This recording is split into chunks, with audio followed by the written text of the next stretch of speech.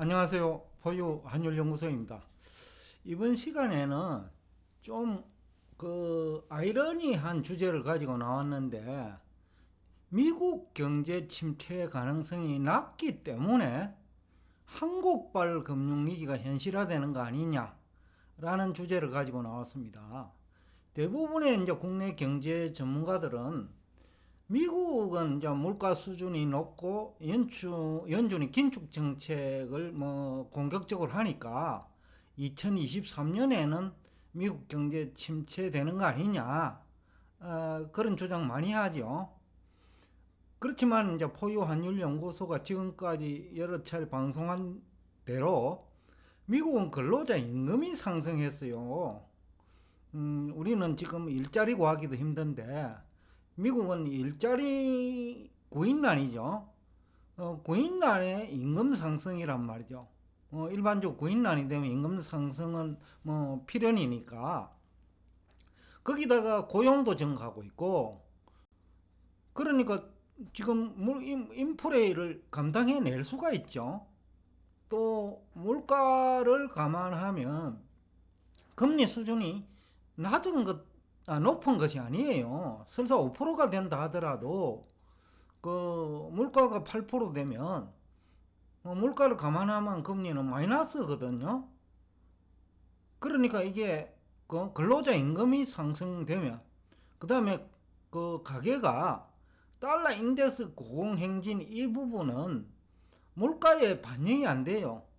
그런데 실제 미국 가계들은 10% 이상 낮은 가격으로 소비가 가능하죠. 왜냐하면 환율이 신흥국 대부분이 15% 20%다 올랐으니까 절반은 기업이 가져가고 절반은 가게가 가져간다고 하면 기업은 기업대로 달러 인덱스 고공행진의 수혜자, 가게는 가게대로 물가에 잡히지는 않고 실질적으로는 지출이 적죠. 그러니까 실질 소득이 증가하는 거죠. 그러니까 높은 물가 수준을 감당해낼 수 있다는 거죠. 또 하나는 미국은 고정금리 문화가 정착되어 있죠. 우리나라는 변동금리 문화가 정착되어 있는데 거기다가 미국은 금융자산 비중이 높단 말이죠. 그렇기 때문에 높아진 금리가 과거 대출금리에는 거의 영향을 못 주고 현재 예금 내주는 MMF라든지 이런 금융자산에서는 높은 수익률을 가져다 주죠. 그렇기 때문에 경기 침체 가능성이 낮다, 미국은. 그러니까 연준이 기준금리를 인하할 명분이 없다라는 거죠. 물가 높아도 견디내고 거기다가 대출금리 부담 별로 없고 고용 증가하고, 그러니까 연준 입장에서는 두 마리 토끼를 잡아야 되는데 물가 안정은 지금 금리 인상을 통해서 잡으려 하고 있고, 그 다음에 고용, 그러니까 실업률을 낮추는 거는 자연스럽게 해결되고 있고, 그러니까 금리만 좀 높이면 연준은 책임을 다하는 거예요. 그런데 이제 문제는 미국의 금리가 고공행진을 하고 달러 인덱스가 고공행진을 하면 한국처럼 부동산 비중이 높고, 부동산 금리에 취약하니까 또 금리가 장기간 고공행진한다 하면 더욱더 취약해지죠. 그 다음에 부채가 많고 가계부채가 많죠. GDP 대비 부채를 따지더라도 우리가 거의 100% 육박하고 있고 가계부채만. 근데 미국은 GDP에 포함되지 않는 소득이 많은 국가란 말이죠. 그러니까 이제 실질적으로는 부채가 통계보다 더 낮은 거죠. 그 다음에 환율과 주택시장 전망 능력, 이거 굉장히 중요한데 한국의 경우 이거 실패했단 말이요. 2021년에 환율 전망에 실패하니까 환율 대응에 실패했고, 그러면서 주가 하락하고 외국인 떠나면서 환율은 더 올라가고, 그 다음에 주택시장 전망에 실패했단 말이죠. 그러니까 금리 중심으로 주택시장을 전망해야 되는데 공급 중심으로 지난해 주택시장 전망을 하다 보니 금리가 오르니까 대응이 안 되는 거죠. 그게 이제 일반적으로 인적 SOC라고 해요. 인적 인프라거든요. 환율 전망 능력, 그 다음에 주택시장 전망 능력, 이런 것들이 그 눈에 보이지 않는 중요한 인프라예요. 오늘날에 이게 굉장히 중요해요. 국제 간의 무역이 활발하고, 그 다음에 자본이 국제 간에 이동하고, 그러니까 환율 전망 능력은 국민 경제 전체에 걸쳐 긍정적이거나 부정적인 영향을 미치거든요. 그래서 지난해 환율 1100원 할 무렵에 1000원까지 깨질 수 있다는 얘기를 많이 했단 말이죠. 그러니까 대응을 거의 다 못했죠. 근데 환율이 올라가니까 물론 외환시장은 그 불확실성이 증가하고 이를 무릅이었죠. 왜냐하면 중국 경제가 지난해 3월부터 어려움이 시작됐거든요. 그러니까 환율 결정 원리상 환율이 상승할 수밖에 없는 환경에서 우리나라 국내 경제 전문가들은 다 환율 하락, 그러니까 달러 가치 하락, 우리나라 원화 가치 상승을 주장했단 말이죠. 그러면서 환율 전망이 또 안 되니까 금리 전망도 안 되죠. 그래서 주택시장도 장밋배터로 봤단 말이죠. 그런데 이제 문제는 전망에 실패하니까 대응은 당연히 실패하게 되죠. 그래서 이게 만약에 2023년 하반기 위기가 발생한다면 그 진원지는 그 외환 전문가, 즉 경제 전문가와 부동산 전문가가 아니냐라는 얘기를 하더라도 뭐 크게 과장된 것은 아닐 것이다 라는 판단을 하고 있어요.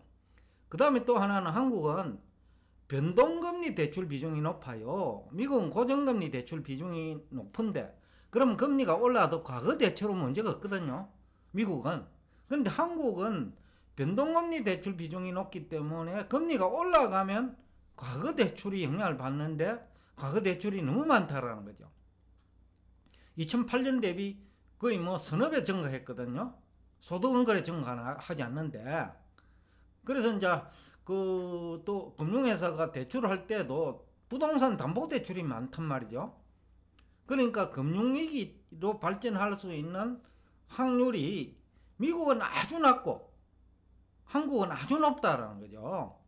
그래서 최근에 IMF에서도 그 한국 등 이제 여러 국가죠. 금융위기 가능성을 뭐 제기하고 있는 그런 실정이죠.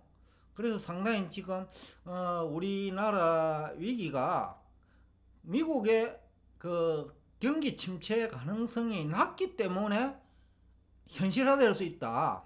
그리고 경제 전문가들이 환율 전망에 실패하고 부동산 시장 전망에 실패하고 주식 시장 전망에 실패한 것이 결국은 2023년 하반기 금융위기의 진원지가 될 가능성이 아주 높다라는 얘기를 하고 싶고요.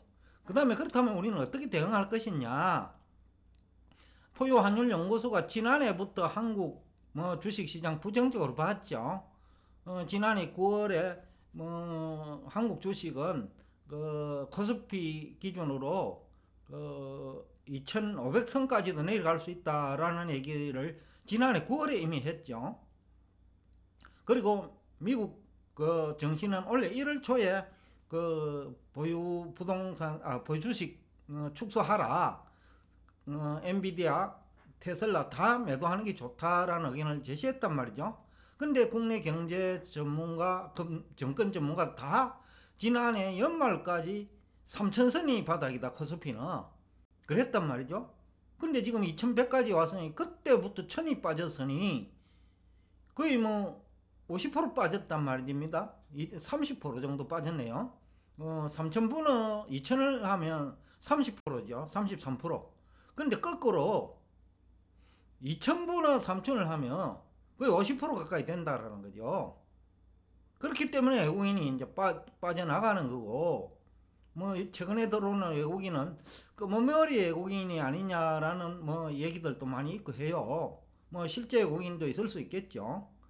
그 다음에 이제 우리나라는 앞에서도 얘기했습니다만은 그 담보대출도 문제지만은 담보대출은 어떨 때 문제가 되나요? 그 담보로 설정된 부동산 가격이 내리면 담보 부족 사태 생기죠. 그런데 가게는 무슨 대책이 없잖아요. 가진 거는 부동산뿐인데 담보 부족이 일어나면 은행이 이제 금융 시스템이 문제가 생기죠. 쉽게 하면 뱅크런 가능성이 있다는 거죠. 그래서 은행 뱅크런에 대비해야 된다. 지금이라도 그 얘기를 하고 싶고, 또 일부 금융회사는 저축은행 등에서는 현실화될 가능성도 배제할 수 없다라는 것이 포유 환율 영성 분석입니다. 그리고 부동산은 지난해 연말에 처분 빨리 하라 라는 얘기를 한 사례 때문에 실제로 경고를 했기 때문에 그동안 언급을 안 했어요. 왜냐면 조기에 그 경고를 해야지, 지금처럼 부동산 가격이 50% 하락한 시점에는 매도하려고 해도 매수자도 없고요. 그러니까 가격이 높을 때 해야 매도도 용이하고 매수자가 있다는 거죠. 그럴 때 이제 위험 관리를 해야 되는데, 지금에 와서 이제 우리 국내 경제 전문가들, 언론, 유튜브 등에서는 지금의 위기에 대비하라라는 식은 오히려 주택 가격 하락 폭만 키우고 금리 상승 폭만 키운다. 또 환율 상승을 부채질하는 발언이다. 그래서 타이밍을 잘못 선택을 했기 때문에 위기가 현실화될 가능성이 아주 높아졌다. 그렇기 때문에 대응 전략 한 세 가지를 제시했습니다. 여튼 오늘도 끝까지 경청해 주셔서 대단히 감사합니다.